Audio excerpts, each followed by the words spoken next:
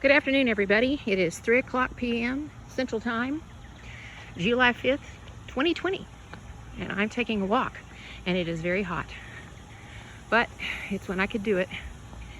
I just want to rant a little bit. I'm not going to say anything new, really, but I guess I have a question.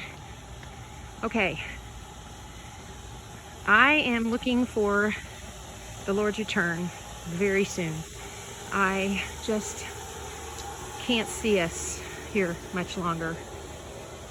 And definitely things are not ever going to be what they were 3 months ago.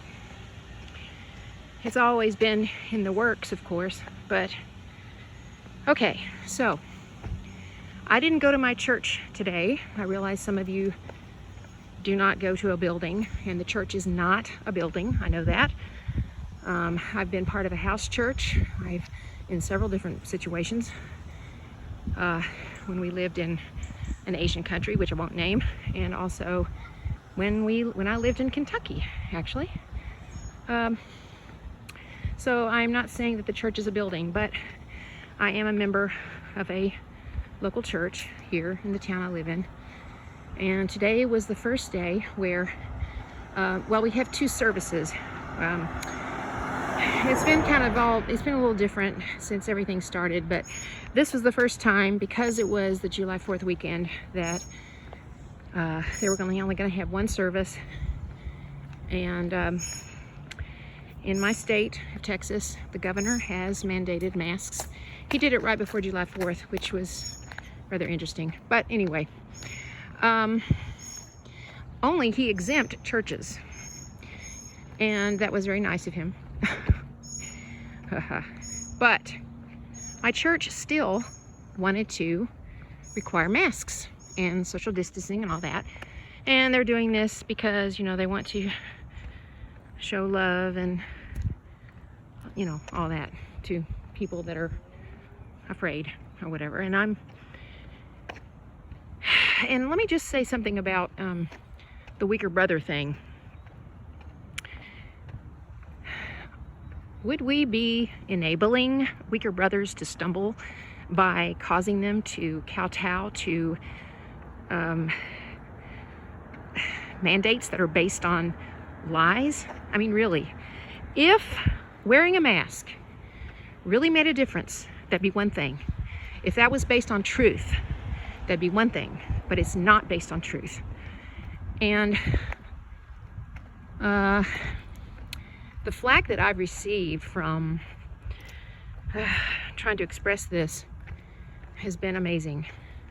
Some of them have actually been from one of them, from a doctor who I know from the past, but I've always known him to be someone who listens to the liberal side of everything. He's a church member and all that, but my dad was a doctor, and he worked with him, and he highly respected him as a doctor. But he still was a person that my dad really wondered if he was truly a believer, because he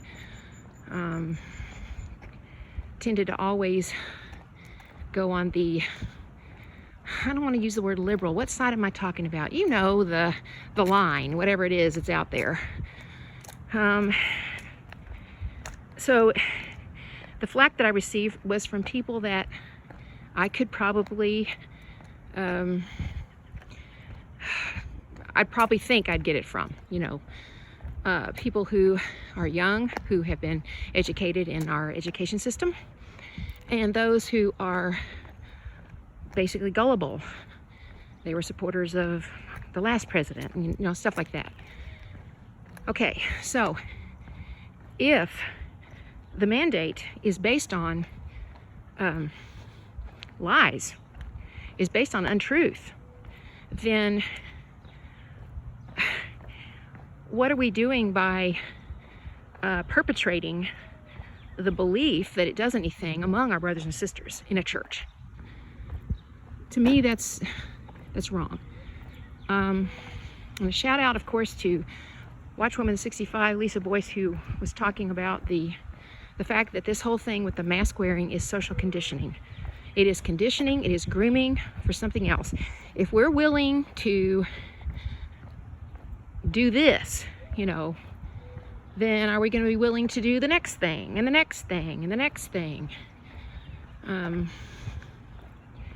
Yeah, wearing a mask right now isn't that big a deal, really. But as far as it being in a church, for me, I just didn't go because, for one thing, they were celebrating the 4th of July, and I did kind of peek on YouTube, and they were singing the last phrases of the Star Spangled Banner, which says, of the first verse, "The land of the free and the home of the brave." But they also required everybody to wear a mask. And I just couldn't stomach it.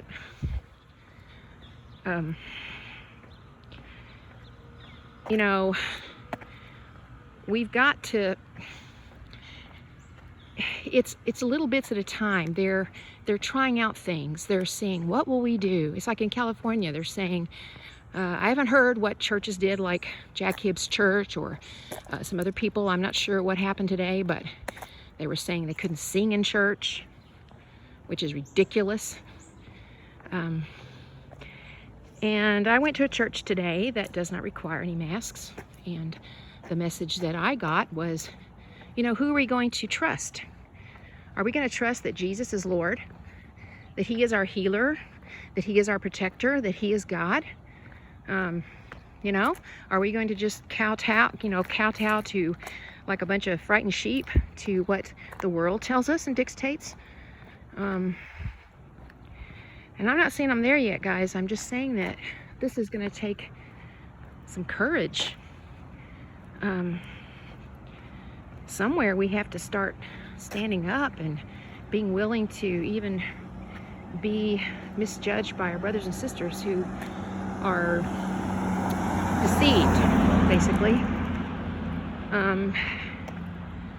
I don't know how far, I don't know, but I know that, you know, back in the Roman times, there was, the Romans didn't care if the Christians worshiped Jesus. That was not the point. The point is that the Christians didn't worship anyone but Jesus.